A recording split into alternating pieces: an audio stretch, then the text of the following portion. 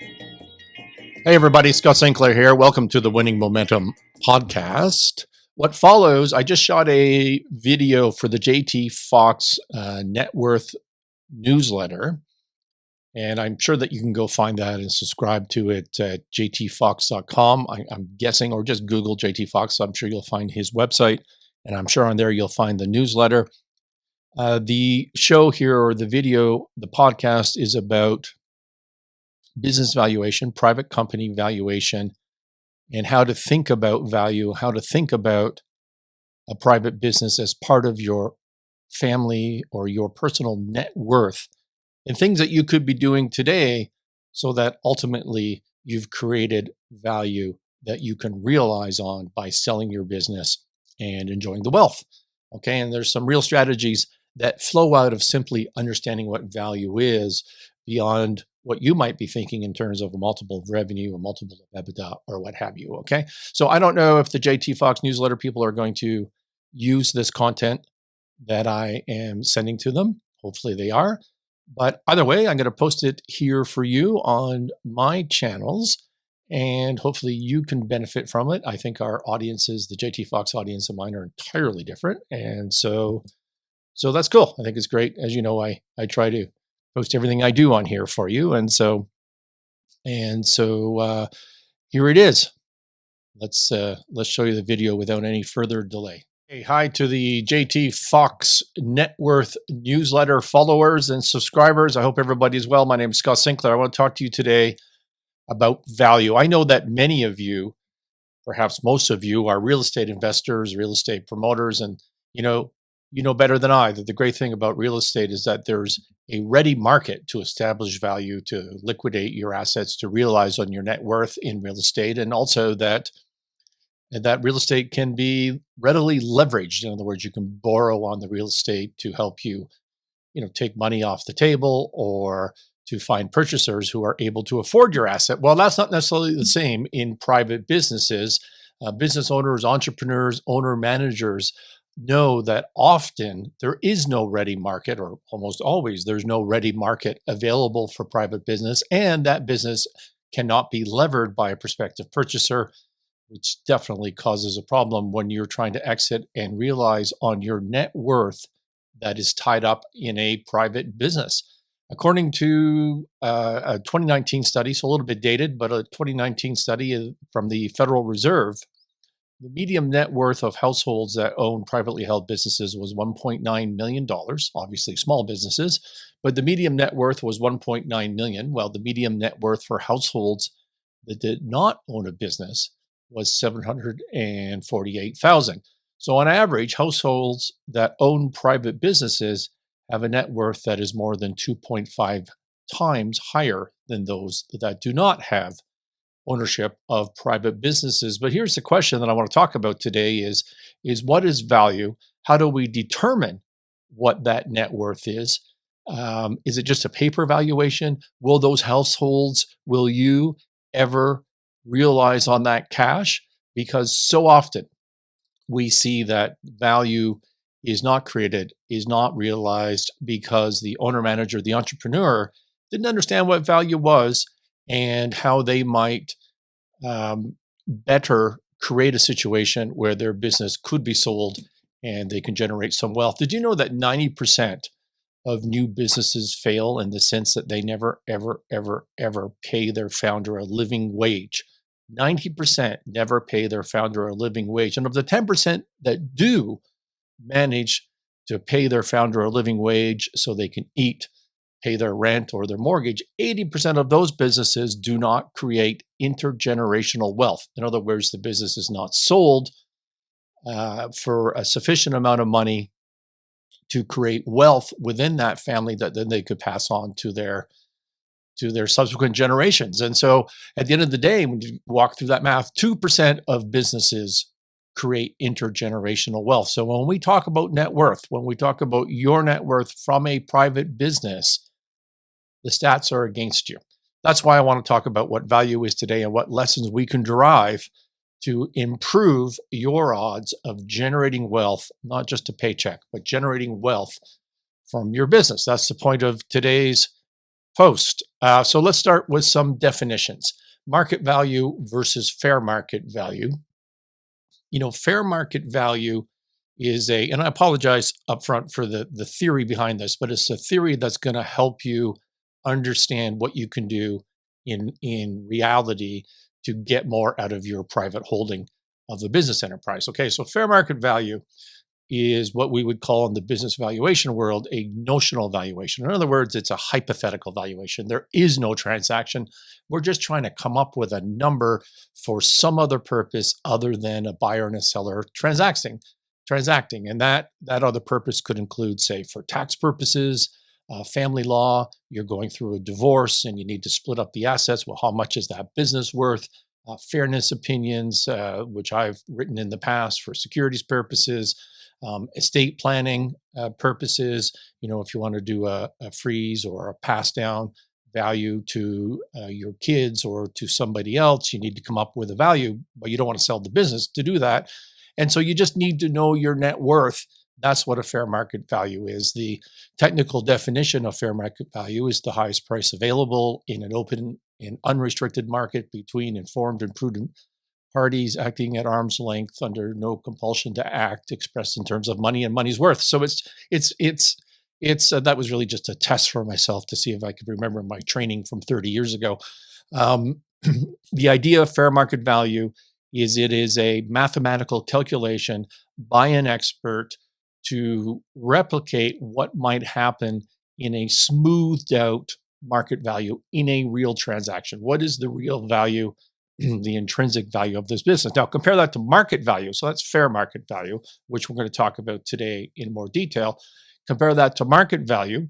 Well, market value is what the market will pay for that asset right now. And again, in a private business, you don't readily have a market. So you don't know that, which is why you fall back on this idea of fair market value and this hypothetical calculation to give you a starting point. But just to understand market value, think of a stock, think of a publicly traded stock. You've all had experience with that.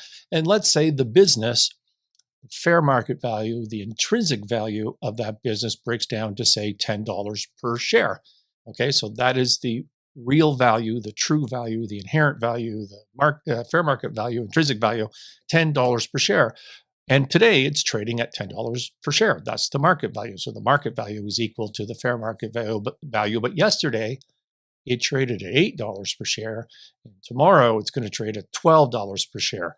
The market value sort of bounces around all over the place because market value includes both fair market value, the intrinsic value, but also market pressures, right?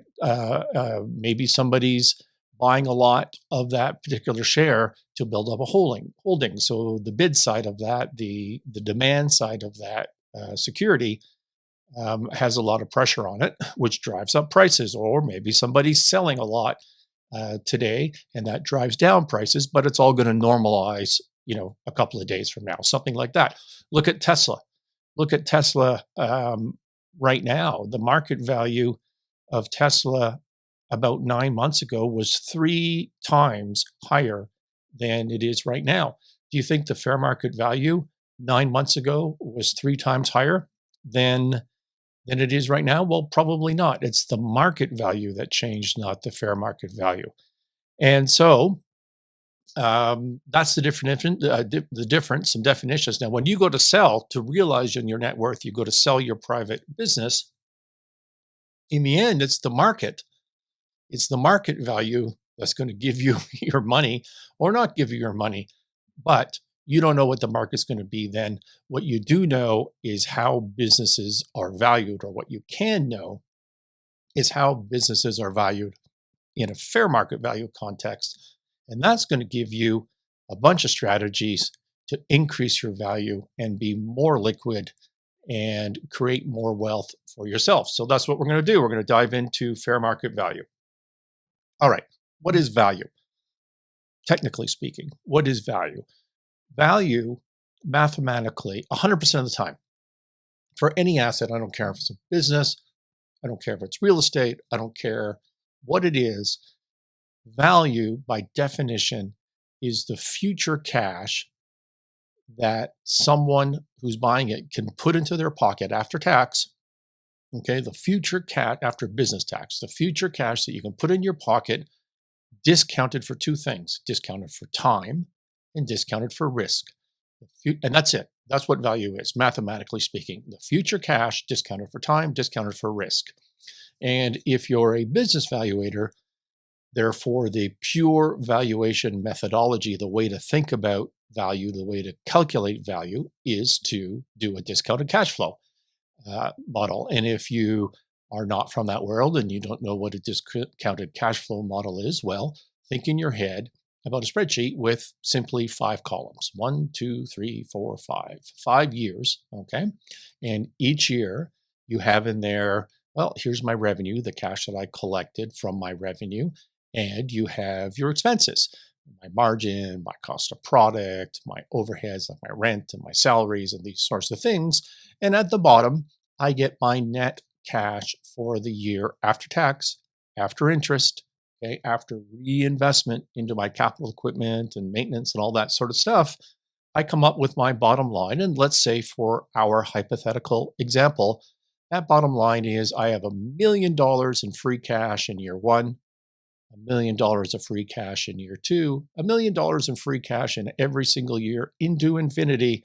But my model stops at 5 years. Okay. And that's what a discounted cash flow model is. And then what it does is it says, oh, look at that. I have a stream of $1 million per year in cash flow, net cash flow, and I need to discount that for time, and I need to discount that for risk. What does discounting for time mean? Well, let's say I said to you, hey, I would like to give you $100 today, or your choice, I will give you $100 3 years from now. Which do you prefer?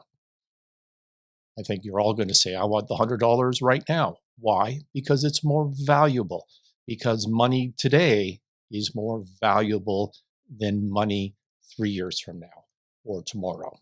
Okay. And that is what discounting for time means. Okay. It brings all of that future cash flow and it brings it back to time zero, to today, to the time of the hypothetical transaction when you sell your business. But how much more valuable is the $100 today than $100 3 years from now? What is the delta on that? How do I calculate that? Well, that's where the risk part comes into this. Okay. And so you have to have a discount rate, okay, which is similar to a cap rate, not entirely the same, but similar. You have to have a discount rate in order to do that discounting. And the way that a valuator might calculate that is they would start with a risk-free rate of return for equities, because you're valuing equity shares, and you would add to that the risk inherent in the specific industry and specific business. Okay. Now, what are some things that I, as a evaluator, might look at for risk? Well, one might be the stage of the company. If you're a startup, obviously that $1 million per year is way more risky because it's just a projection, right? So it's not guaranteed to happen. It's way more risky if you're a startup than if you were a 20-year-old business that historically always spit out $1 million per year in free cash. The risks are not the same. I would look at the industry risk. Is it stable industry, or is it a new industry? Is it at risk of obsolescence? Right? You would look at that. You would look at whether the particular company has hard assets or not, because a business that's spitting out $1 million per year in free cash, yet has a bunch of hard assets like real estate, manufacturing equipment. So if it all goes wrong, I can recover money from that. Well, that's a business that's worth more than another business that's making the same amount of free cash, but doesn't have any assets to back it up. Okay. Those are not apples and apples. That's apples and oranges. And the way that evaluator would account for that risk of a lack of hard assets is in the discount rate. More risk. Okay. Management. Is it an experienced management team? Is it a new management team? That comes in to the risk calculation and therefore the discount rate. Track record. I guess I already spoke about that in the stage of the company. Recurring revenue. Is a company that's spitting out $1 million of cash entirely based on one-time transactions the same as a company that's doing the same amount of net cash flow, but has a recurring revenue base through whatever maintenance contracts, let's say? Are those the same thing? They're not. The maintenance contracts, as a buyer, I'm thinking, well, I'm locked in on that for the next 5 years or maybe forever. So the risk of that is less than one-time transactions. Okay. And so you end up taking the future cash flow, discounting it for time and risk, and as a evaluator, you're going to look at those risk profiles, which I just discussed, to come up with that discount rate. So let's say in our hypothetical example that I, as evaluator, decided, that's probably a 20% discount rate. So what does that mean to valuation? Well, I won't walk you through the math here on this post. There's online calculators for that. But I will tell you, if you put $1 million of free cash per year into infinity with no growth, with a 20% discount rate into a calculator, what you're going to find is that you have a value of $5 million. That's what it generates, okay? $1 million per year of free cash into infinity, discounted at 20% to time zero to today, is worth $5 million. I can prove it to you in another way. Because there's no growth involved, and because, and therefore your cash flow in the future is what we would call maintainable, stable, just $1 million forever into infinity, your discount rate, if I took 1 over the inverse of the discount rate, 1 divided by 0.2, the 20%, you end up with the multiple. So multiples are the inverse of discount rates, and discount rates are the inverses of multiple. I don't know if my grammar was good on that, but one is the inverse of the other. So 1 divided by 20% is 5, 5 times multiple, and a 5 times $1 million of maintainable free cash is $5 million valuation. Okay, so that's how valuation works theoretically. Future cash. Okay, and I don't care if you're using a multiple method or any other methodology. What you're really doing is future cash discounted for time, discounted for risk to time zero. That's what value is by definition. And it's very important that you think about it that way, because now you can move into actionable strategies to try and help you realize and improve your net worth from your private business holdings. Now, I know what you're saying. You're saying, hey, wait a minute, Scott.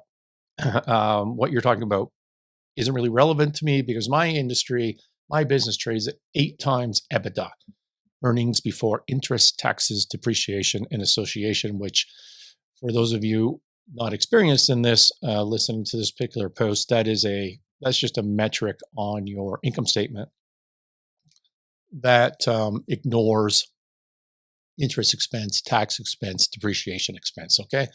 But it's just a form of earnings, and you're saying, hey, I trade at 8 times EBITDA, and so what you're talking about is not relevant to my business or my industry.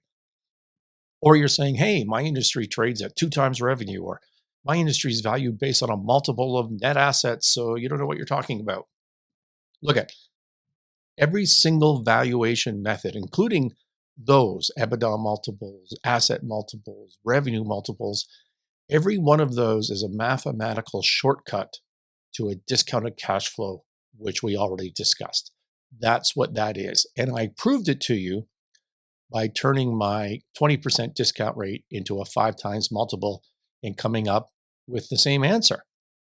All you've done by having this rule of thumb in your industry, whatever your industry may be, and whatever your rule of thumb is, all that you have really done is agreed on a common language to communicate within your peers, within your industry, okay? Because it's useful to business owners to be able to talk to each other and say, yeah, I mean, my business is worth X based on this rule of thumb.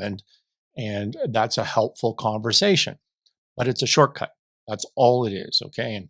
And I'll tell you a trick as a trained business evaluator is you're always taught as a young professional that just because you change the methodology, the approach to calculating value, that didn't change the value of the business, right? So whether I'm doing a discounted cash flow or you're doing a multiple of EBITDA or a multiple of this or a multiple of that, it doesn't change the value of the business. In fact, we use multiple methodologies as business evaluators to try to do a sanity check on whether we're making any sense, okay? Because it's the process of reconciling the answers that you initially get from those different methodologies that lets you know that you're making some sense.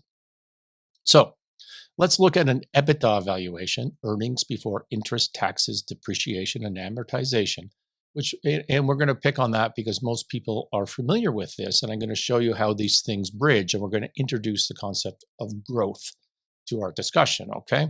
So most people are familiar with EBITDA, or at least they think they're familiar with EBITDA valuations, but often they get it wrong. And we're going to talk about why that is. Why are we talking about EBITDA? Again, I want to introduce some new concepts, but also I've told you now theoretically what value is, the discounted cash flow, but no one walks around with a discounted cash flow model in their head. Instead, they think about multiples and rule of thumbs, as I just said. So let's go back to our example.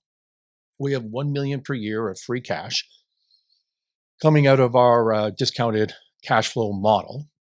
Now that's a net free cash. In other words, you've accounted for interest, you've accounted for taxes, you've accounted for capital reinvestment, which is depreciation, amortization theoretically.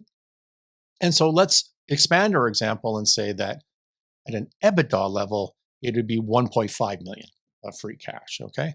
And let's also assume there's $500,000 of debt on the balance sheet, and we'll come to that. So what is the EBITDA multiple that at the end ends up with this $5 million valuation? Because we know changing our methodology does not change the value of the business. It has to be $5 million. So $5 million divided by the EBITDA of 1.5 million is a multiple of 3.33. Is that the answer? Is that the multiple? No, it's not. And this is what people get wrong very often in EBITDA valuations. When you're doing an EBITDA valuation, what are you valuing? Are you valuing the shares? You are not.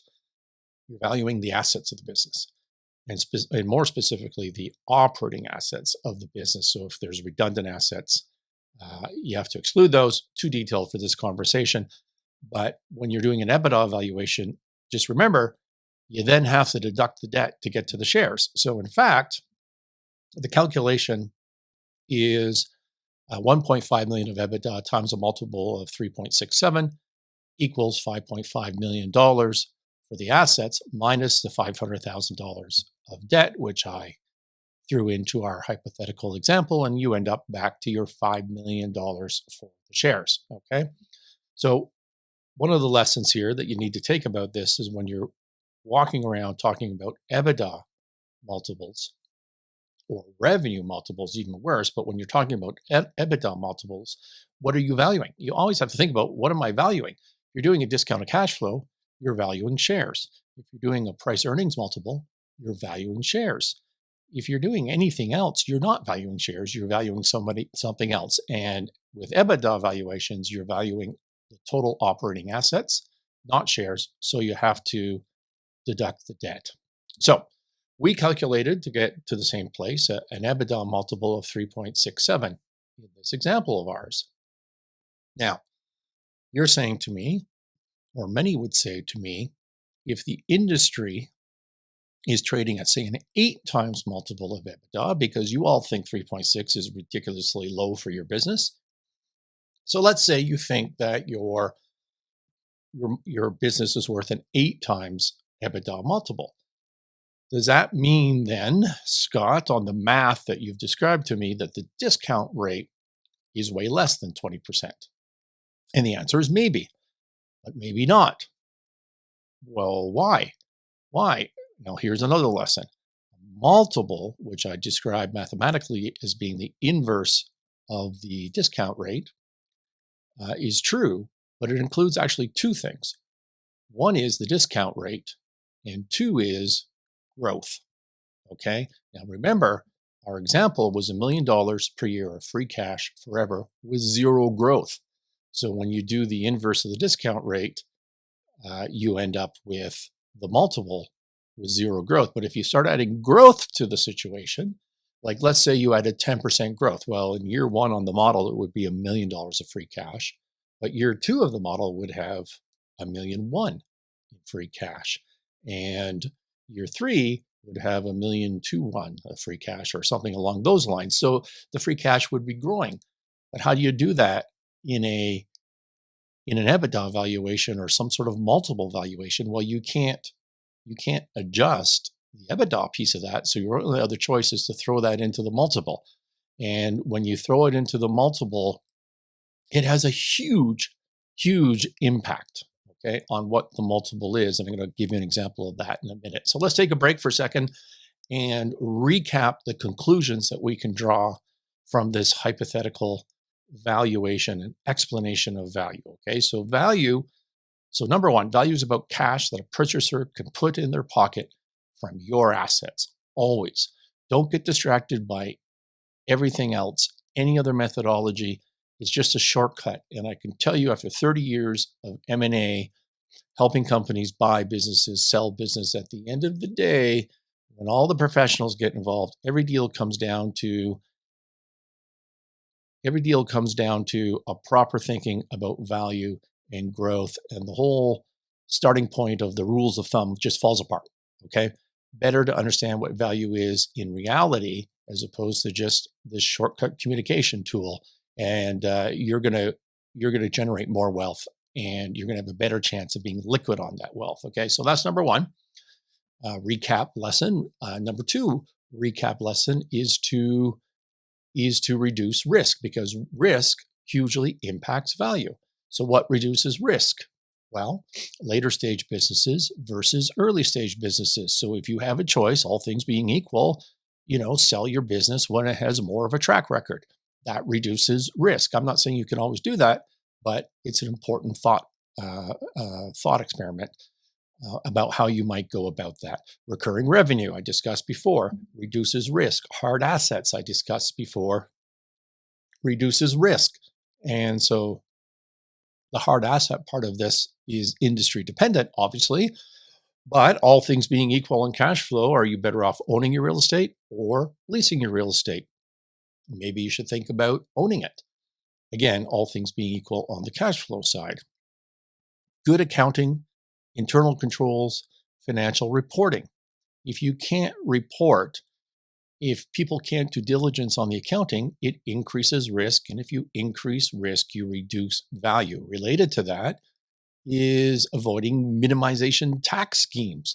For example, not even minimization, sometimes evading tax schemes. People that don't report all of their income, apart from the legalities, there's a cost and valuation to that, because now you can't demonstrate to a prospective purchaser your free cash flow, right? Because you haven't been reporting it. It's not in the books of records. It's not good enough to say it's $1 million in free cash according to all these numbers, but there was another $500,000 I didn't report. That's not going to fly. No purchaser pays for that.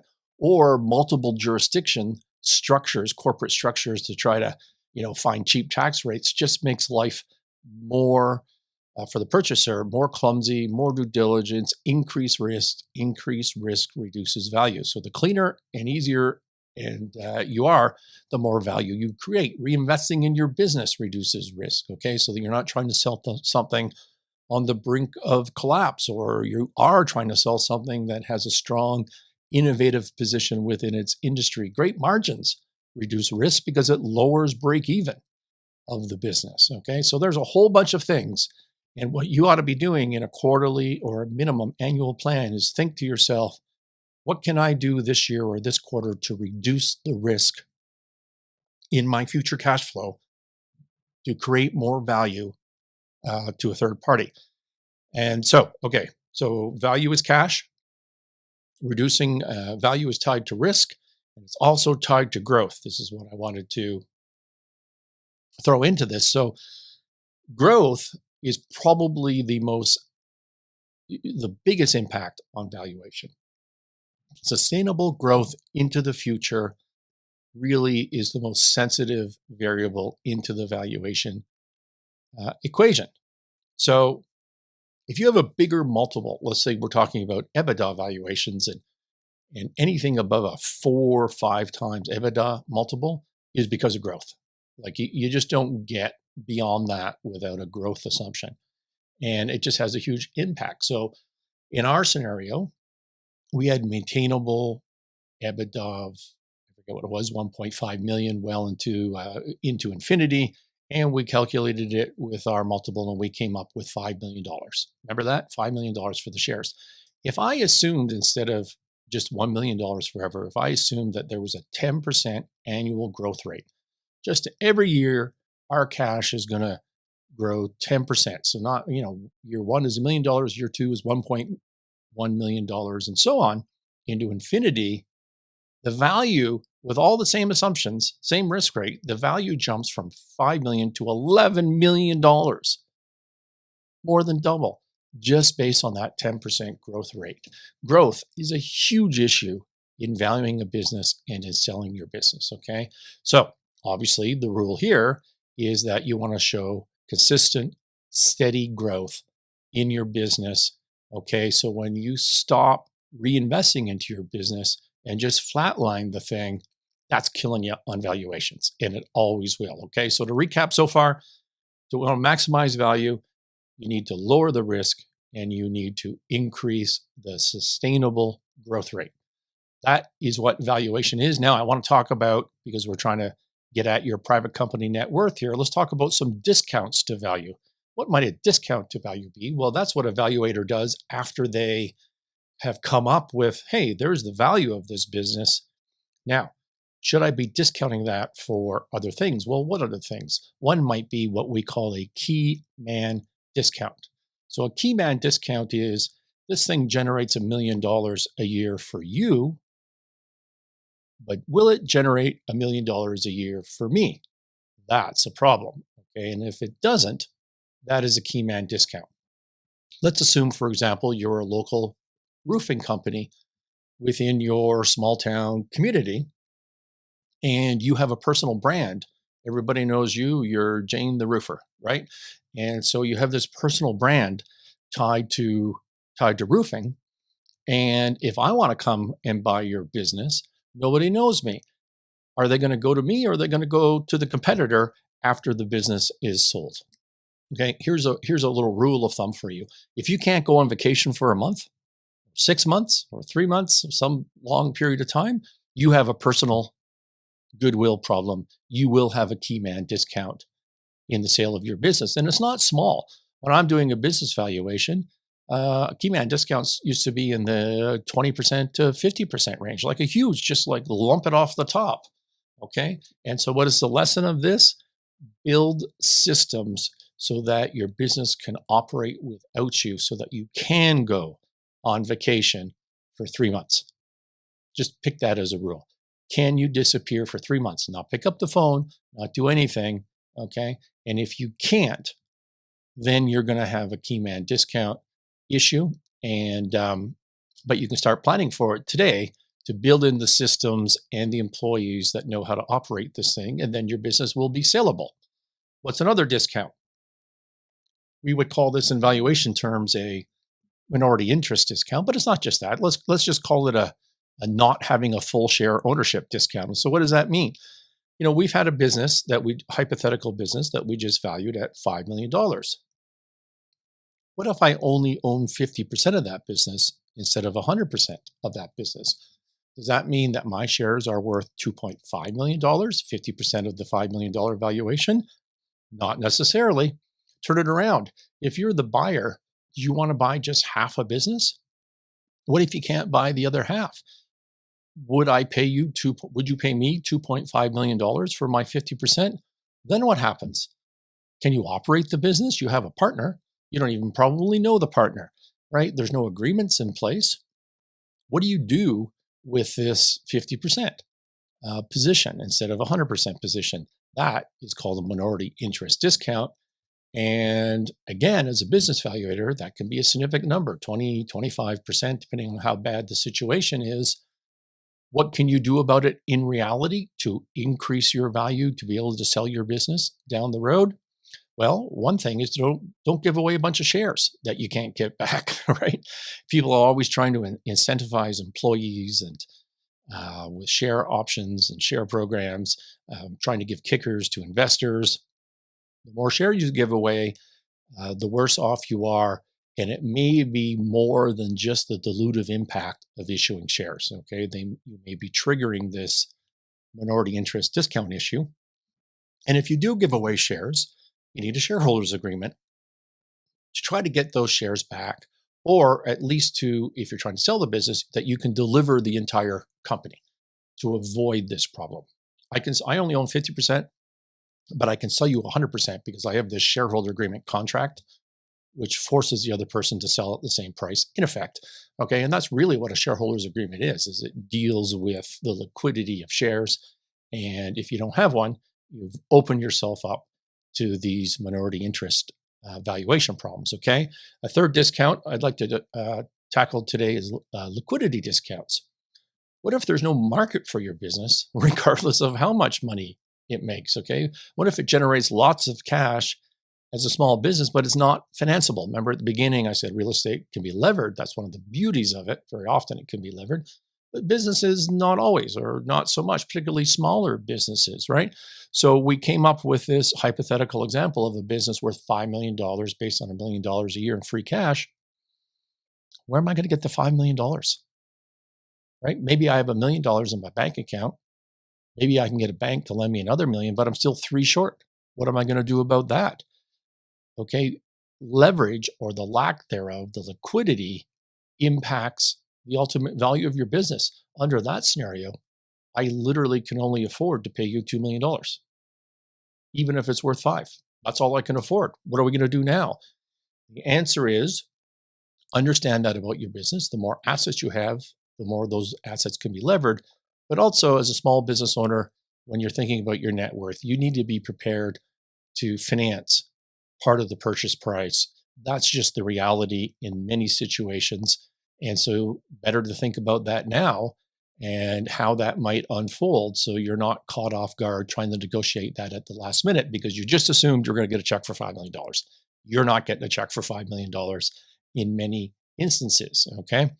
So, getting a private business, having a private business is a huge part of your net worth, but you can't realize on that. It doesn't, without planning. It doesn't just happen. Okay. So if you talk to a merger and acquisition professional, someone who's experienced at advising, selling businesses, positioning businesses for sale, they're going to tell you that it's going to take 3 to 5 years of work, of planning, structuring, documenting, to get the business into a position where it can be sold for the maximum amount of money that it comes anywhere close to capturing what ought to be the fair market value of that business.